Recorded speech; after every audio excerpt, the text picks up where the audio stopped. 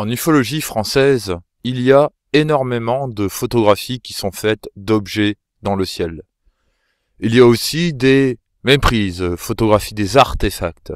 Je suis actuellement en veillée au plateau Saint-Barnabé, col de Vence. Donc, mesdames, messieurs, bonsoir, bienvenue dans cette nouvelle édition d'OVI, Objets volants identifiés, les méprises. Au sommaire de cette 6e édition, nous allons aborder, premièrement, les méprises avec le soleil. Ensuite, l'influence des émotions pendant une observation. Et nous finirons par les photos dites surprises et les fakes.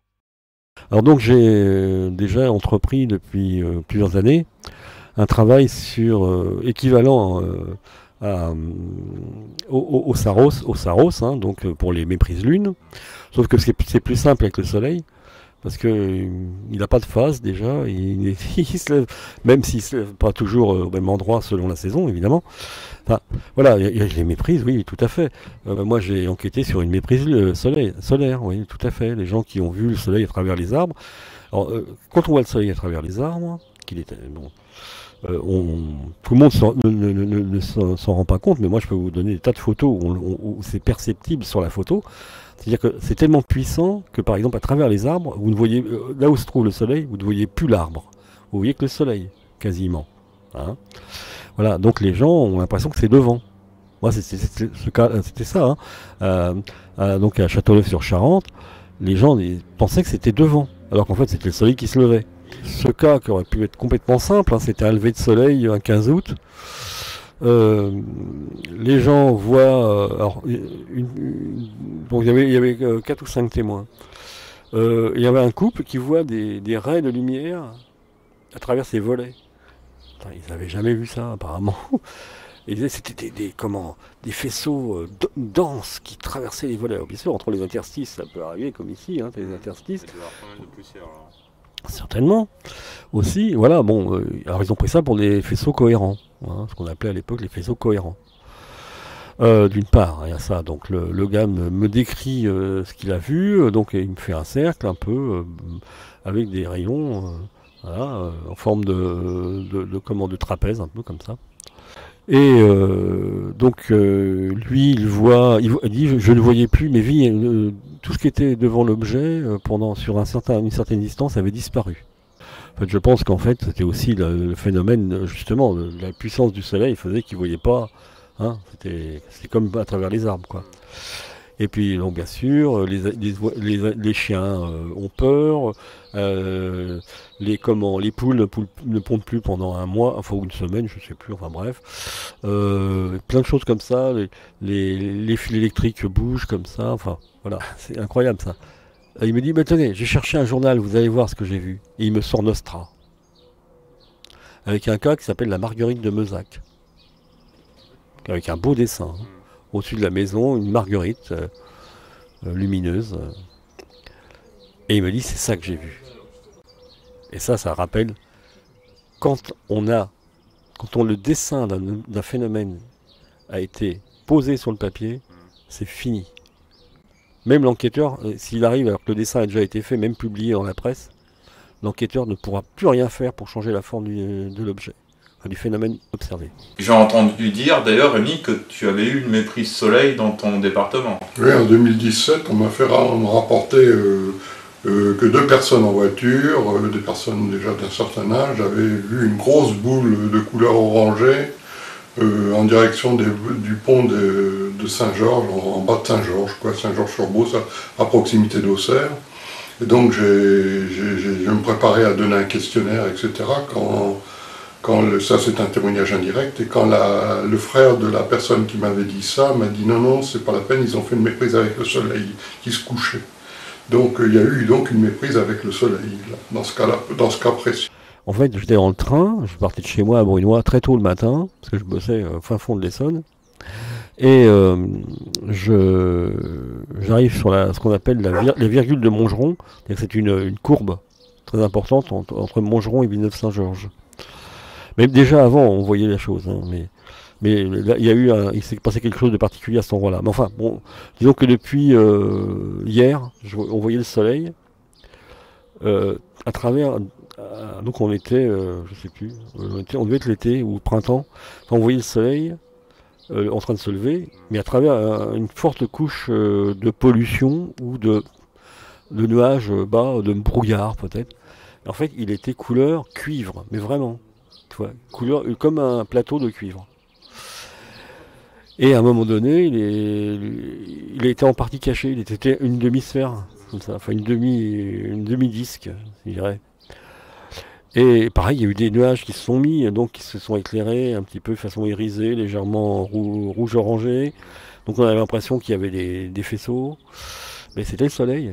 Sauf que 3 sièges plus loin, il y avait 4 personnes, ou 5, je sais plus exactement, mais ça j'ai tout noté, hein, qui étaient complètement ébahis de ce qu'ils voyaient. Pour eux, c'était pas le soleil, ils l'avaient absolument pas reconnu.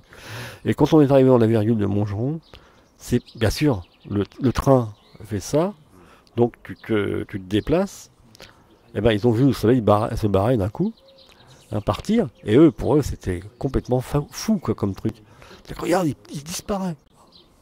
Voilà, l'objet s'en va, à toute allure. Alors qu'en fait, c'était le soleil. Mais j'ai pas osé aller leur dire que c'était le soleil. Parce que je dis dans la fin de du texte que j'ai fait là-dessus, c'est en fait, je dis, est-ce que ça, un jour, ça ressortira dans la casuistique? Tu vois? Moi, je sais ce que j'ai vu. Pour ça que je le note, la date, l'heure et tout. Pour que si un jour ça ressort dans la casuistique, je puisse dire, bah non, moi j'étais là aussi et c'était ça. Voilà. Ça, c'est des méprises comme ça. Il y en a dans LDLN plein. Moi, je vois une autre méprise. Je sais plus, c'était en Normandie aussi, je crois. Ou en Eure-et-Loire, je sais plus exactement. Si j'avais eu mon dossier ici, j'aurais pu être plus précis. T'as 2 ou 3 automobilistes qui s'arrêtent pour regarder un phénomène qui descend vers l'horizon. C'est le soleil qui se couche. Et il y en a un qui dit « j'ai les yeux qui pleurent ». Bien sûr, quand tu regardes le soleil en face pendant un bon moment, moi je me pose la question de savoir s'ils ne sont pas bousillés les yeux en plus, quoi. Alors effectivement, un des témoins est interviewé par l'enquêteur LDLN et il dit j'ai été voir l'ophtalmo. Bah tu m'étonnes que tu as été voir l'ophtalmo. Oui, donc c'est des comment. Alors là on dit ouais, effet physique sur le témoin. Bah oui, faut pas regarder le soleil en face, quoi, ça c'est sûr.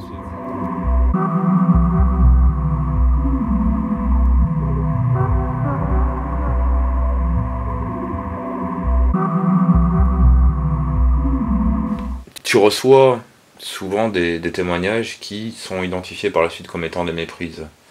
Est-ce que tu trouves que les témoins qui ont observé cela ont été influencés par leurs émotions?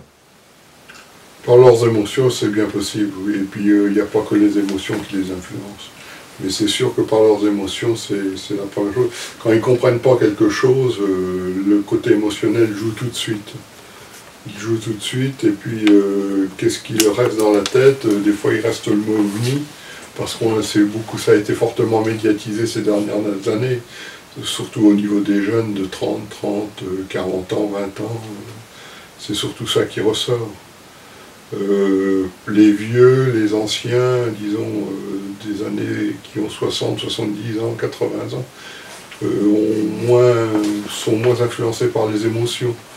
Qu'est-ce que j'ai comme témoignage? C'est plutôt des témoignages de jeunes qui ne comprennent pas de phénomène.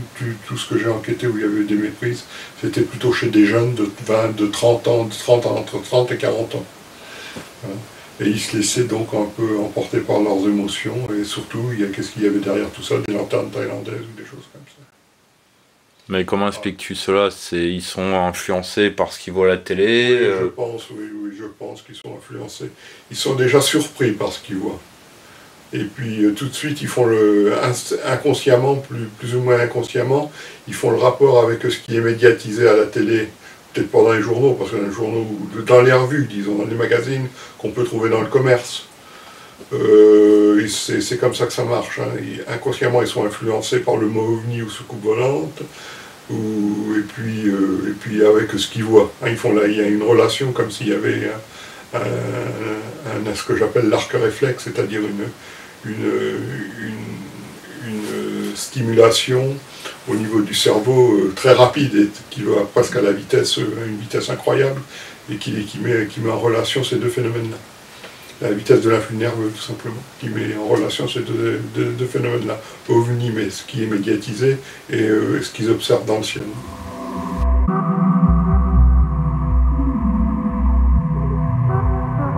C'est une photo tout de même magnifique. On a l'impression que ces deux objets sont des disques ou des phénomènes lumineux de couleur orange qui sont au-dessus de la Côte d'Azur. En fait, non. Cette photo a été prise ici, à côté du village de Gourdon. Derrière la croix, c'est une falaise assez grande. Et puis là, en bas, on voit donc la Côte d'Azur avec les marinas au loin. Et on voit la mer Méditerranée. Mais de nuit, on ne voit pas la mer et on ne voit pas la différence entre le ciel et l'horizon marin. Ce soir-là, au cours de cette veillée, il y avait de la brume, un peu comme aujourd'hui, et pas mal de pollution lumineuse. Il y avait de l'humidité, c'est pour ça que la photo est assez floue. Et en fait, ce que vous voyez au loin, ce sont juste des bateaux qui sont sur la mer, et on a vraiment l'impression que ce sont deux vaisseaux de couleur orange ou deux ovnis qui semblent être au-dessus de la Côte d'Azur. Donc il faut faire très attention aux photos d'ovnis prises depuis des endroits surélevés, non loin de la mer ou de l'océan, et regarder aussi les conditions atmosphériques au moment de la prise photographique. L'humidité, s'il y a de la brume, du brouillard, le taux de pollution lumineuse du secteur, et bien sûr de faire la différence entre le ciel et l'horizon.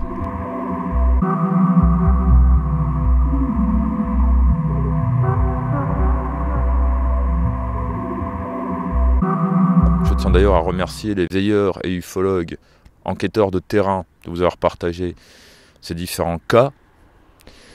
Passons à présent aux méprises photographiques ou en vidéo.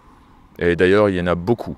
Je pense que beaucoup de groupes, de forums, d'associations, d'ufologues indépendants reçoivent souvent et de plus en plus des photos dites surprises. C'est-à-dire, vous avez des gens qui prennent en photo le ciel et après, quand ils reviennent chez eux, bon, ils prennent une photo du ciel, mais il n'y a rien. Ils ne voient rien dans le ciel. Donc, c'est ça l'effet de surprise.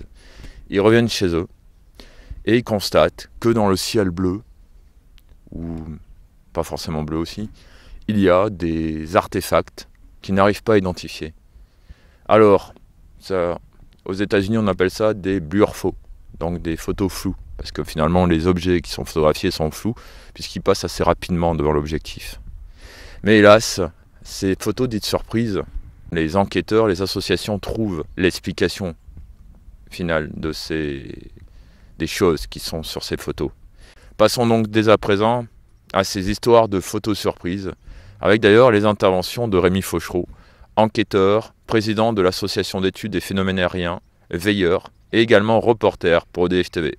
Généralement, les photos surprises que tu as, comment ça fonctionne? Tu la reçois, tu la regardes et tu en penses quoi? Bon, ce que j'en pense, c'est que j'essaie toujours de savoir à quelle vitesse elle a été prise. C'est la première chose qu'il faut savoir. Parce que par exemple, un oiseau qui est pris, par exemple une mésange qui est pris à, je ne sais plus, à une vitesse bien précise, vous voyez l'oiseau en entier. Si vous modifiez cette vitesse-là, vous allez avoir une forme sombre.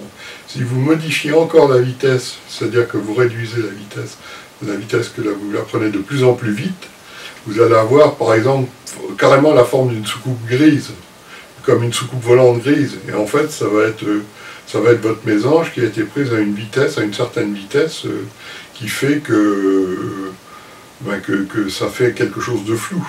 Voilà.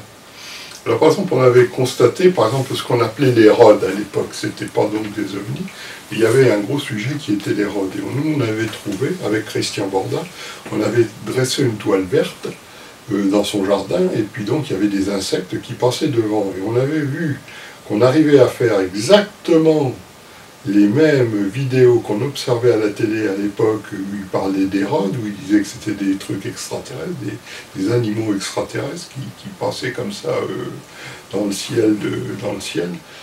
Et nous, on avait remarqué qu'au 1/20e ou au 1/22e, je ne sais plus exactement, ça devait être 1/22e, on obtenait des rods. Donc on avait vu que c'était avec la vitesse, il suffisait de modifier la vitesse pour faire croire qu'on avait un rod. Et donc, pareil, c'est exactement la même chose avec les oiseaux. Avec les oiseaux, par exemple, ou les insectes, ou ce que vous voulez. En modifiant la vitesse, vous avez soit l'insecte bien net, hein, ou soit vous avez une tache plus ou moins marron ou noire qui se déplace ou qui est fixe et qui est un peu n'importe comment, ou alors des fois qui est vraiment en forme de soucoupe volante, suivant si vous prenez rapide ou lent. Voilà. À une vitesse rapide ou à une vitesse lente. Donc c'est ça qu'il faut regarder en premier, à quelle vitesse on a pris le phénomène a été pris. Et puis on s'aperçoit bien souvent que toutes ces méprises, c'est des insectes ou des oiseaux qui ont été pris à des vitesses plus ou moins lentes ou rapides. Voilà. Mais il y en a hélas qui s'en servent pour faire croire au public qu'il y a constamment des soucoupes volantes qui passent dans le ciel. Et finalement, ils font du fake. Donc ces photographies sont, selon toi, dites surprises ou des fakes? Je ne sais pas si on doit... C'est-à-dire qu'à partir de... C'est des photos surprises à partir du moment où on regarde ce qu'on a pris sur l'appareil. Mais si on les utilise sur le net en disant « Regardez, j'ai pris une photo et vous voyez ce que vous voyez là, et puis c'est un ovni », là ça devient un fake. Mais il faut bien le rappeler que dans ces zones où il se passe des choses, il y a aussi des petits malins qui font des fakes. Rappelez-vous la méduse du col de Vence, qui s'était déroulée en février, me semble, 2009. La photo surprise, on fait clac avec son appareil, on regarde, et on voit un truc dans son appareil, un truc en forme de soucoupe, qui est gris. Bon, c'est une photo surprise. Mais à partir du moment où on va passer à l'ordinateur et vouloir faire croire aux gens que c'est un ovni, même si on est de bonne foi, eh bien on va voir que là on peut parler de fake à ce moment. Et c'est pour ça que sur ODH TV, on ne veut pas, là il y a marqué Doax, on ne veut pas de fake. Car le fake détruit l'ufologie de terrain.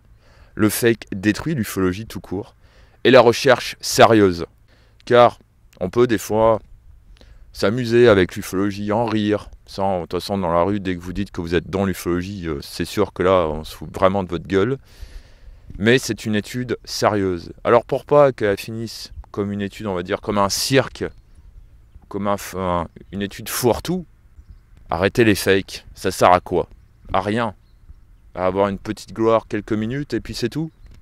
Donc, sur ODH TV, et je pense que dans d'autres associations ou groupes, même sur Facebook ou ailleurs, on ne veut pas d'Oax, fake. Voilà. Il y a récemment un gars qui m'a inondé mes mails. Généralement, ceux qui envoient des photos surprises, ils inondent. Oui.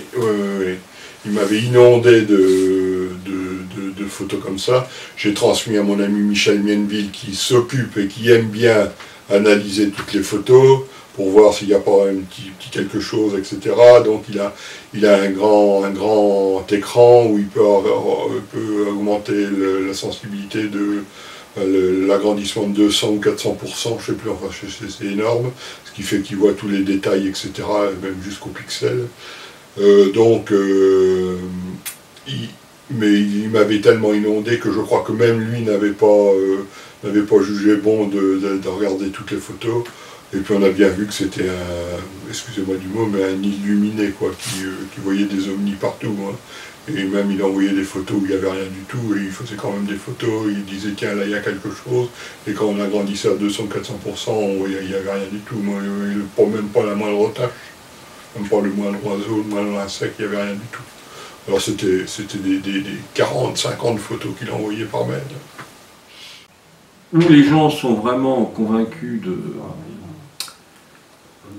qu'ils ont filmé ou photographié un ovni, ou alors eux-mêmes veulent semer le trouble dans l'ufologie.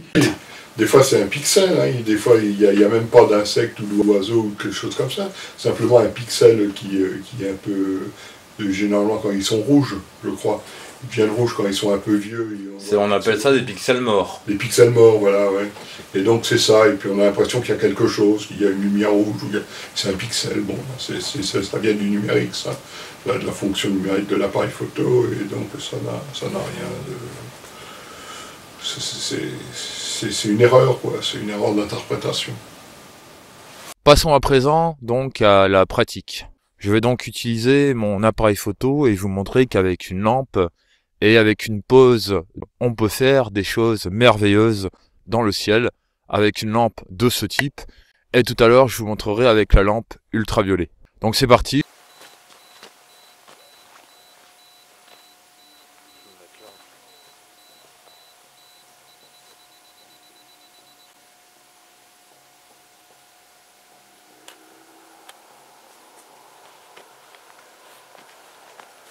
Donc voilà le résultat de cette photographie, donc en pose longue. Nous allons maintenant à présent faire une autre photographie. Je vais demander donc à la personne d'éteindre les phares de la voiture. Voilà. Et maintenant je vais faire une autre photo, mais pas forcément avec un gros éclairage, une augmentation de la luminosité ambiante, effectuée avec l'appareil photo, sans donc les phares d'une voiture.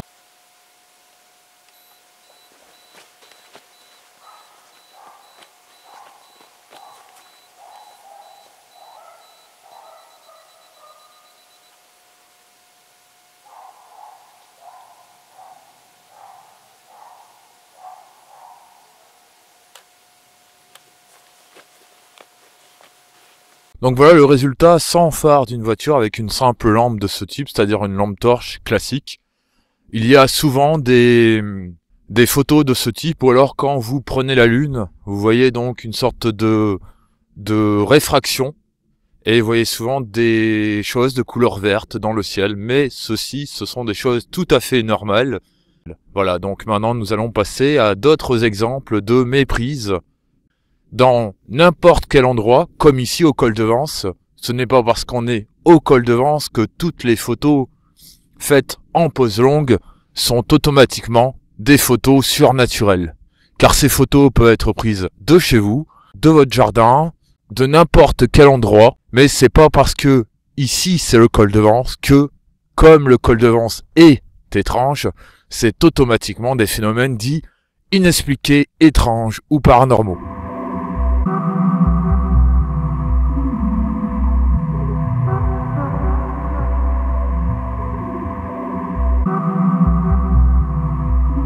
Est-ce que ce genre de photos, c'est une perte de temps pour les enquêteurs? Oui, bien sûr, oui. On en reçoit. C'est comme les lanternes thaïlandaises.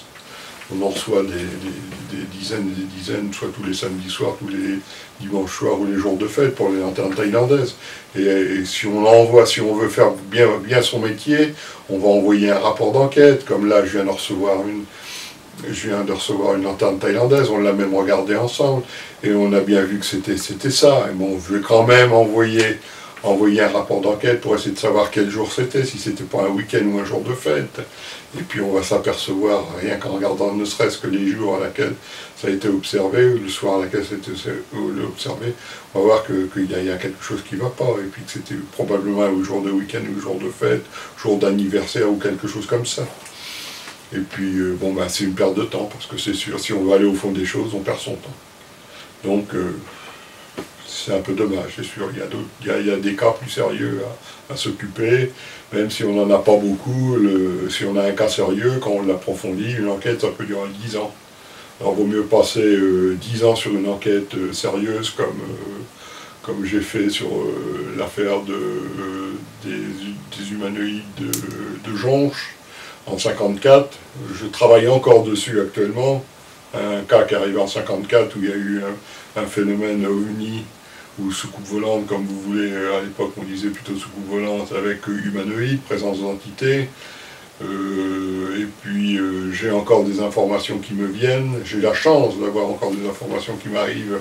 Donc ça fait depuis 1954 jusqu'à maintenant que j'étudie ce phénomène-là, depuis l'âge de 16 ans, parce qu'en 1954, je suis né en 1953, Depuis l'âge de 16 ans que j'étudie ce phénomène-là. J'ai commencé par une coupure de presse que j'ai trouvée, et puis après, en me lançant dans l'ufologie de manière plus sérieuse, j'ai continué à avoir des informations qui me sont arrivées, donc les contre-enquêtes continuent. La contre-enquête, on peut dire, elle continue. Alors c'est sûr que quand on fait des enquêtes comme ça, c'est des enquêtes sérieuses. Qu'à côté, on ne va pas passer 10 ans sur un problème de lanterne thaïlandaise. Je pense que l'ufologie est utile, oui, à ce niveau-là. Alors qu'elle est utile en tant qu'objet de recherche, et pas en tant qu'objet de croyance. Objet de commerce. Objet de commerce. Oui. Mais généralement, l'objet de croyance est un objet de commerce. Bizarre, hein. Quel conseil aurais-tu à donner aux gens qui font des photos du ciel comme ça et qui ont des choses dessus? Tu leur donnerais quoi comme conseil?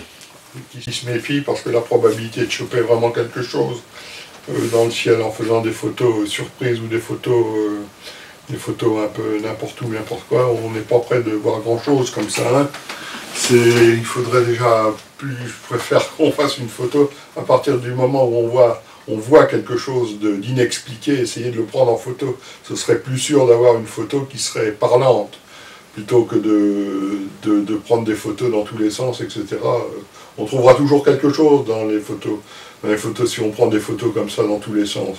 Et puis on pourra toujours trouver des choses qui seront même inexpliquées, mais qui seront en fait des erreurs, des méprises, etc. Quoi. Et puis si on le publie, ce sera des fakes, ça deviendra des fakes. Alors donc ça, ce genre de prendre des photos un peu partout, moi aussi je l'ai fait, et puis ça donne rien, J'ai essayé, ça ne donne rien du tout. À chaque fois qu'il y a quelque chose, on peut l'expliquer. Je vous donne rendez-vous dans la prochaine édition, donc la 7e, où nous aborderons les canulars et d'autres méprises.